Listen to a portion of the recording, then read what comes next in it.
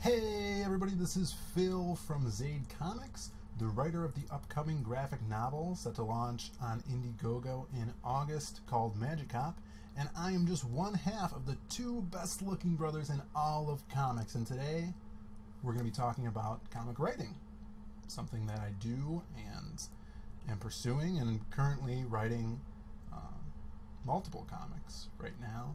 Specifically, we're going to be talking about panel layouts and how powerful of a tool the panel layout of your page can be, whether you are a writer or an artist, depending on who is making the decisions there. I think this is very important to go over, especially for up-and-coming, aspiring comic writers or artists, to see how important it is. And let's get down to it. I wanted to specifically talk about how important panel layouts are for setting the mood and tone and basically imposing emotion on your reader. And even when you're reading a comic, you don't really notice. I know I didn't until I started breaking down comic pages and trying to find out what makes a comic a comic. So the first page we're going to look at is from Cyberfrog, the upcoming comic book by Ethan Van Sciver. And he has himself described it as a sci-fi horror book. So we're going to go into the horror genre, and specifically with this video we're going to talk about how to set the horrific mood by utilizing panel layouts.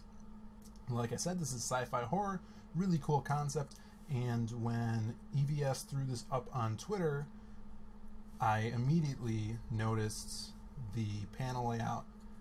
As you can see, we'll zoom in here.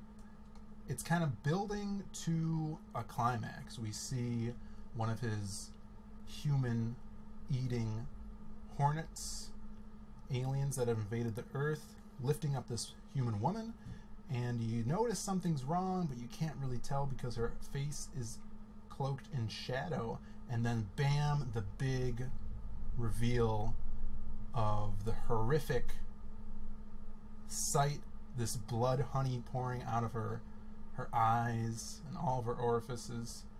And basically what these wasps do is they inject honey into you and it liquefies your organs so their larvae can eat this blood honey. So this is a really good example of setting up a climax. The eye follows the basically levels of this panel layout, steps down into the big moment right here, the splash panel.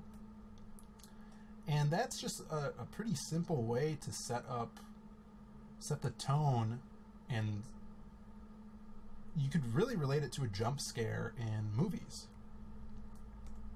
Even though, like, if you're turning the page, you might see this first, but the panels force you to realize what's happening here, and then the second panel, and the third panel, and then the fourth one is this big reveal.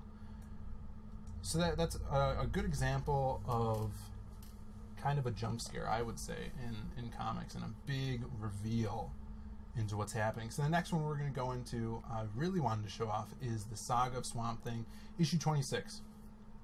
One of my top, I'd say, comics. I love this comic. Definitely a top Swamp Thing issue for me. Alan Moore writing it, and it's the first appearance of Jason Blood in a Swamp Thing comic. It's one of my favorite characters, Jason Blood and Etrigan. As you can see, Etrigan hanging out on this rooftop in the back. He doesn't come until the end.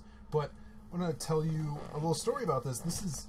I really got into panel layouts and trying to utilize them cognitively while I'm writing my scripts because of this comic. So I was practicing scripting, and I got a really cool tip that Kelly Sue DeConnick, a great writer of comic books, posted online, or she said in an interview, where a good practice method for scripting is you read one of your favorite comics and you deconstruct it, you reverse engineer it, and you write the script for that comic. So whatever's on that panel, you basically describe as if you were describing it to your artist. So I did that with this issue, and while I was reading it and re-scripting it, basically, I noticed a bunch of things about panels. So as you can see, Swamp Thing is running here, and the panel is on a skew, making the reader feel, even if it's subconsciously, feel the imbalance of what's happening, running, and the kind of panic that these two characters are in. And on the splash page specifically, there's so much going on. You have this splash panel right here. It's a double page spread, and specifically with Abigail here, zooming in on her eye, the panels are disjointed from one another and falling away basically from the page, giving a sense of panic and uneasiness. And this is a great way to set the tone for the book. I mean, I think this is the second page, second and third page, yeah. And just right off the bat, you get this creepy feeling, zooming in on the eye that's filled with terror. And there's two things happening. It's setting that tone, and the other thing is it's going into a flashback. So I've seen this in pop culture a lot, and in movies, where they'll zoom in to a character, trying to get the viewer to see, like, they're zooming into their mind and what they're thinking at that moment, and then it goes into a flashback, and that's exactly what happens here. And I haven't really noticed that a lot in comic books, but this Stephen Bissette and Alan Moore just do a great job, and they do flashbacks multiple times in this issue specifically. And this is, I think, like 2 pages later, where it's coming out of the flashback, and the same thing's happening in reverse. And you can see the sweat on her. There's bigger panels here, falling away from each other again, disjointed and in a sense of panic as she comes back into reality and is still running with Swamp Thing. And I think this is the last one we're going to look at here, is the next issue. This is something that Alan Moore loves to do, and he did this in The Watchmen a lot, where the cover directly reflects the first panel of the page. So you see Etrigan dropping down through the ceiling, and then the first page is actually right off the bat, right there. You're into it, right from the cover into the page. Now you can see the glass breaking here, and some of these panels are basically reflecting the shapes of the broken glass, and it gives a good sense of sharpness in, I would think, sound. All of the cacophony that is happening on this page as Etrigan's jumping down from the skylight, this boy screaming, this child screaming, and the sharpness of the panels reflect that. And again, the reader may not consciously pick up on it as they're reading it, but it's going to set the mood and tone subconsciously. And while I was going back and doing that practice scripting through these issues, it really hit home that, man, this is an art within itself. Now, I don't know, I have not read the scripts for these issues, but Alan Moore is known to be someone that does a super long full script, so he may as well be the one that told Stephen Bissette how he wanted the panels laid out. When I script, if I want a panel a certain way, I think it's very important to to send the tone to the reader. I will write in the script that I want the panel to be like this. I want this shape. I want it, disjointed and falling. And I actually did that in one of my short stories for the Lost pages that is coming out in the future. It deals with mythology and the horror side of it. My character Wildcard is fighting sirens that are basically taking over his pirate ship, and they're horrific, ugly creatures. And when one of the pirates actually sees them, I have the panels mimicking the tone of how I want the reader to feel, falling away from each other, and in a very old school horror way, because Swamp Thing is an old school horror comic. This is the last page we're going to look through right here. We have two regular panels, basically just regular panels, and then falling away from it again is this very creepy panel of the Monkey King, his hand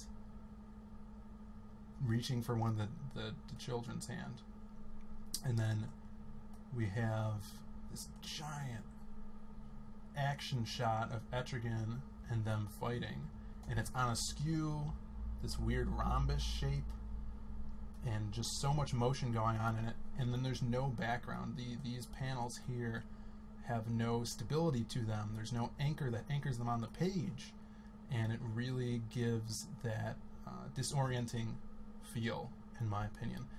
And that is masterful work in this medium. That's the cool thing about comics, that there's so much that goes into it.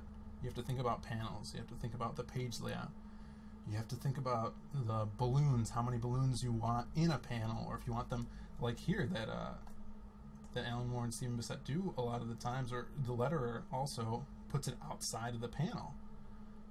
A lot of the narration in these old Saga of the Swamp Thing books, the narration is outside of the panel. It's very interesting, and there's so much you could do in a single issue of a comic book. That's why I love the medium. So as you can see, I hope you guys got a good sense of how to set up your panels, just a different array of things you could do to impose an emotion on the reader that is outside of the plot and outside of the narration and outside of the direct art. This panel layout is an art style within itself that could set the mood for a whole page, and it really lends to the story. So if you are a writer or an artist you're going to be someone that is in control of the panels that are being put onto the page, really try to mesh that with your story, whether it be a horror story, a drama, or an action scene. Panels are super, super important. I hope you guys enjoyed that. Thank you for watching, and we'll catch you next time. Oh, also, subscribe. When we hit 50 subscriptions, we got our own URL that says Zaid Comics.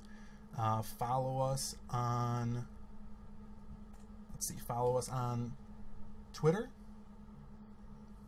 We have our Twitter up there, my Twitter, and my brother's Twitter over there. So thanks again.